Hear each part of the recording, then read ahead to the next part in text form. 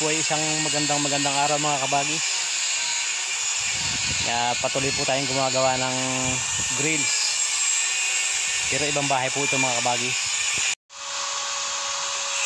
Yan po ang ating lalagyan ng mga grills. Bali siyang na bintana. Pero dito po mga kabagis, napakaganda ng view.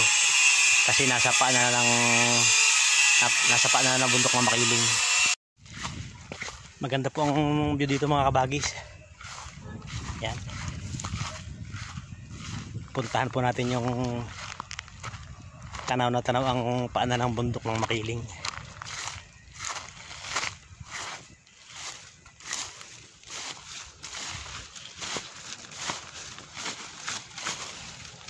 Malalim. Hindi tayo makakatawid mga kabagis. Ayan po, medyo may kalaliman. Yan pong ginagawang yan. Yan po yung expressway papuntang Bicol. Yan, galing dito sa Laguna, ito papuntang Bicol yan. Yan po yung expressway. Yan naman yung paanan ng bundok na Makiling. Hindi po masyado makita yung tuktok kasi maulap. Ito po yung dito sa parte ng Santo Tomas, Batangas, itong kalsadang ito. Patuloy pong ginagawa yung expressway. Lulusong sana tayo kaso malalim. Baka tayo mahulog dun. Hindi tayo makita ng ating kasama. Kasi tumakas lang tayo dun sa ating ginagawa. Ay break time naman, alas 3. Kaya pinasya na natin itong bundok ng Makiling. Yan po. Ganyan siya kalaki pagka yung tingin sa mata. Kasi po pagka sa camera medyo maliit. Yan. Kung ano yung nakikita nyo dyan sa ganyang kalapit, ganyan po ang tingin sa mata. Marami pa pong usa dyan mga kabagis. Maraming usa. Baboy ramo. Bawal lang pong pumasok dyan kasi may mga forest guard.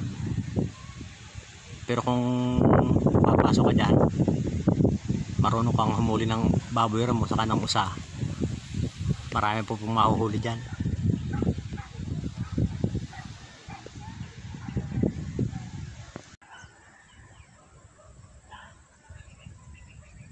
Napakagandang lugar mga kabagis. Yung subdivision nasa paanan ng bundok. Napakalakas po ng hangin dito mga kabagis. Tara po, babalik na tayo sa ating ginagawa. Baka hinahanap tayo ng ating kasama. Ayan, balik po tayo sa trabaho. Malapit na tayo makabuo ng isang grills. Ayan. Medyo matrabaho po mga kabagis. Maraming putol. Kaya medyo matagal siyang buuhin. Nagputol-putol tapos buuhin. Ayan mga kabagis. Ito tayo ng isang bintana.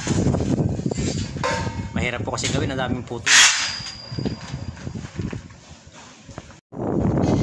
Isang malaki, isang maliit. Isang maliit. Nakagawa rin po tayo ng frame ng tangke. Yan. Babalikan po natin bukas.